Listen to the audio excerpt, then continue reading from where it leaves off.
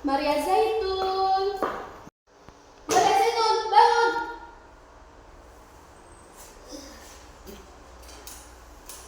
Ada apa, Hana? Sudah 2 minggu ini kerjaanmu cuma berbaring aja. Kau sudah tidak bisa menghasilkan uang, malahan kepadaku kau berhutang. Maafkan aku, Hana. Aku masih sakit. Lihat ini, biaya makan, biaya minum, biaya berobat, biaya mulu. Bila aku sehat nanti, aku akan coba ganti biaya-biaya itu. Alah, sudah berapa kali kamu janjikan itu, Maria Zaitun? Dengarkan aku sudah tidak kuat lagi. Hari ini kamu harus pergi. Nyonya, cepat kemasi barang-barangmu dan pergi sekarang juga. Cepat pergi. Jam 12 siang hari. Matahari terik di tengah langit. Tak ada angin, tak megah. Maria Zaitun keluar rumah pelacuran tanpa koper. Tak ada lagi milik. Teman-temannya membuang muka. Sembayangan ia berjalan.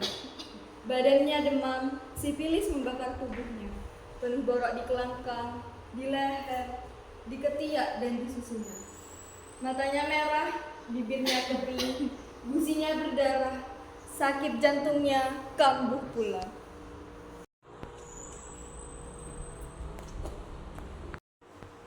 Maaf pasien yang lain, daripada bau amis dan bau busuk ini terus mengganggu kita, apa boleh perempuan ini kita dahulukan? Kami setuju, suruh dia duluan aja. Amis benar baunya. Jangan-jangan dia mandi pakai darah ikan. Woi, lain kali disikat sama si KPC itu badan. Bau mentah ya. Lebih mirip bau kucing kuda.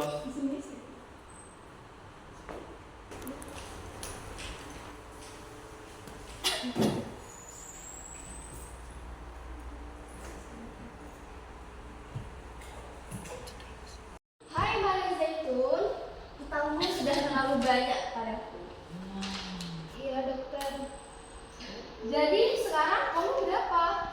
Tidak ada uang dokter. Apa? Jadi kamu mau berobat tanpa bayar begitu? Selama ini kamu pikir dokter itu nggak butuh makan, begitu? Hah? Bila aku sehat nanti, aku akan bayar lunas dokter. Ah, selalu begitu, selalu begitu. Jadi kau sakit apa?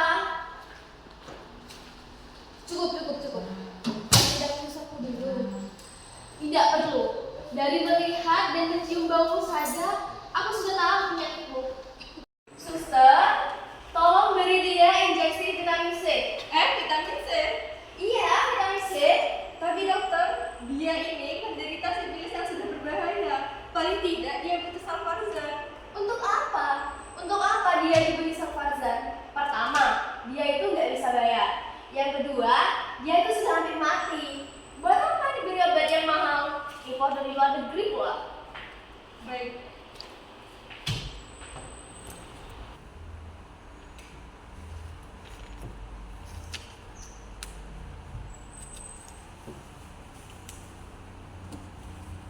Maria Zaitun, kau sudah kami obati. Suster, tolong bawa dia keluar. Baik.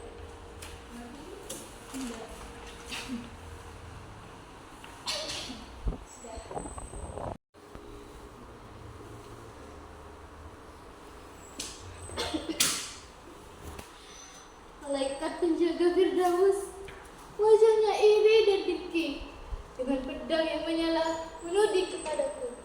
Aku gemetar ketakutan, hilang rasa, hilang pikirku.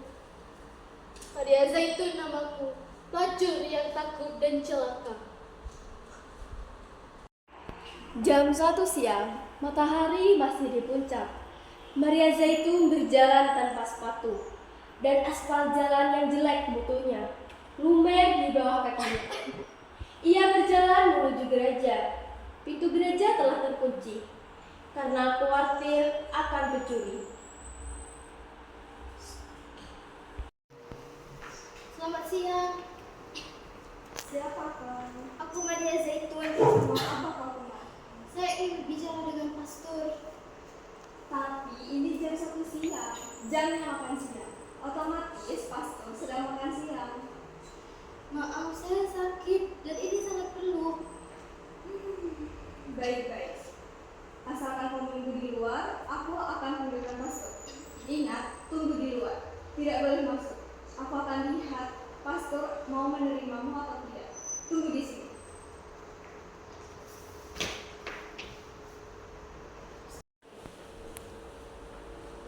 Jadi kamu yang bernama Maria Zaitun dan ingin bertemu denganku. Iya, Pastor.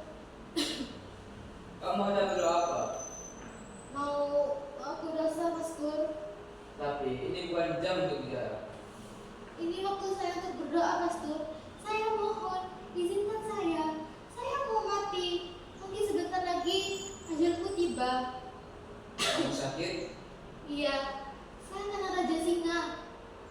Wow. Apa kamu kupu-kupu malam? Iya, saya pelacur. Astaga, Santo Petrus. Tapi kamu Katolik kan? Iya, Santo Petrus. Kamu telah tergoda dosa. tidak tergoda, tapi melulu berdosa. Kamu telah terbujuk setan. Tidak, Pastor, tidak. Saya hanya terdesak kemiskinan dan gagal mencari kerja. Santo Petrus. Santo Petrus, Pastor, dengarkan saya. Saya tidak perlu tahu seluruh dosa saya. Yang nyata hidup saya. Saya mau mati. Jiwa saya kalut. Sekarang saya takut sekali. Dan saya butuh Tuhan atau apapun yang bisa menemani saya. Kamu galak seperti macan Dina. Seperti macan Dina. Lain kali kamu akan gila, tapi tak akan mati. Kamu tak butuh pastor. Kamu butuh dokter jiwa. Kamu itu gila.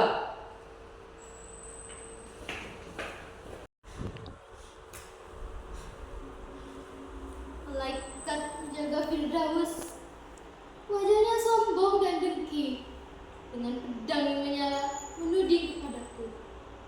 Aku lesu tak berdaya, tak bisa nangis, tak bisa bersuara.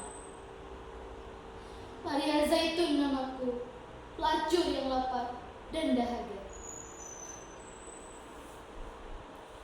Siang, matahari terus menyala dan angin tetap tak ada. Maria Zaitun bersijingkat di atas jalan yang terbakar.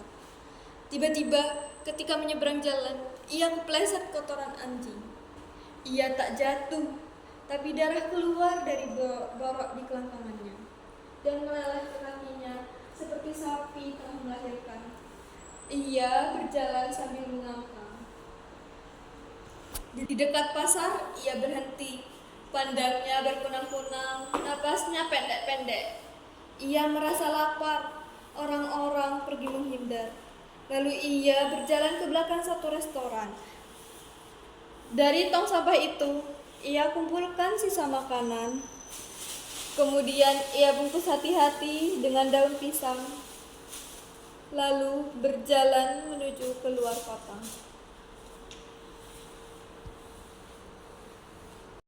Jam 4 siang, seperti siput ia berjalan.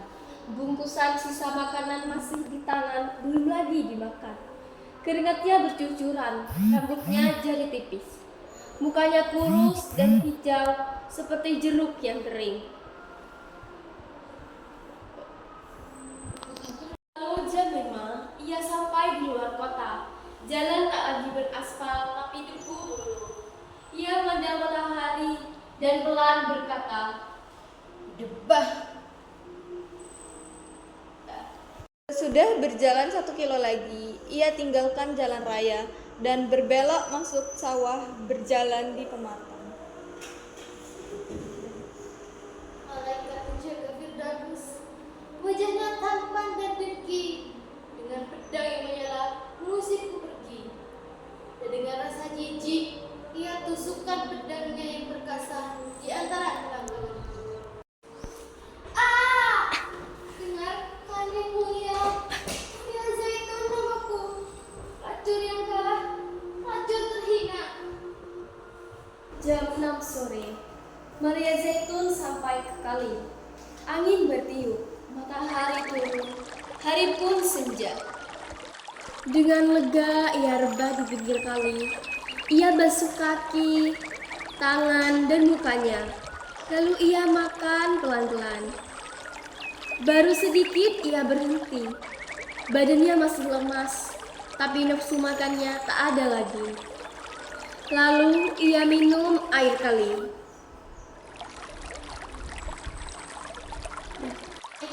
penjaga Firdaus, tak kau rasakan senja telah tiba?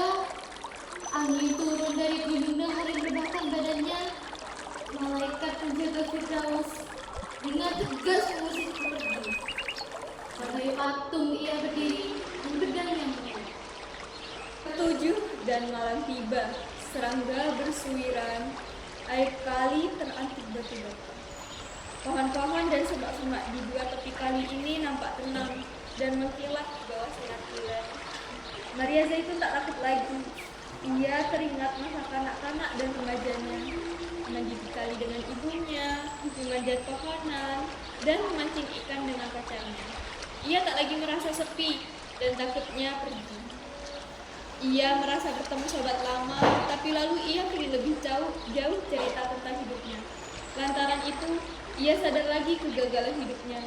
Ia jadi berduka dan mengadu pada sobatnya, sembari menangis terseduh-seduh. Ini tak baik buat penyakit jantungnya. Malaikat penjaga Firdaus, wajahnya dingin dan dengki. Ia tak mau mendengar jawabku. Ia tak mau melihat mataku. Sia-sia mencoba berbicara padanya. Dengan angkuh ia berdiri dan pedangnya menyala. Maria itu kau ke itu? Iya, Jadi kita ketemu di sini. Berdekatlah padaku, cumbuaku, dan puaskanlah rasa rindumu padaku. kusangka ini hanya impian, bahwa hal ini bisa kualami. Semula tak berani kuharapkan bahwa lelaki tampan seperti kau bakal lewat dalam hidupku. Siapa namamu? Mempelai, akulah mempelai laki-lakimu. Lihatlah, kau meluncur. Dan sambil berkata begitu, Maria Zaitun menciumi seluruh tubuh laki itu. Tiba-tiba ia berhenti. Ia menjumpai bekas-bekas luka di tubuh pahlawannya. Di lambung kiri, di dua telapak tangan, di dua telapak kaki. Maria Zaitun pelan berkata, Aku tahu siapa kamu. Kau benar, iya betul. Aku tahu yang ada di pikiranmu. Maria Zaitun, akulah mempelai laki-lakimu. Maria Zaitun, Maria Zaitun, Maria. Malaikat penjaga Firdaus, wajahnya jahat dan dengki. Dengan pedang yang menyala, tak bisa apa-apa. Dengan kaku ia beku, tak berani lagi menuding padaku. Aku tak takut lagi. Sepi dan duka telah sirna. Sambil menari, memasuki taman Firdaus dan memakan apel sepuasku. Maria Zaitun namaku, pelacur dan pengantin adalah aku.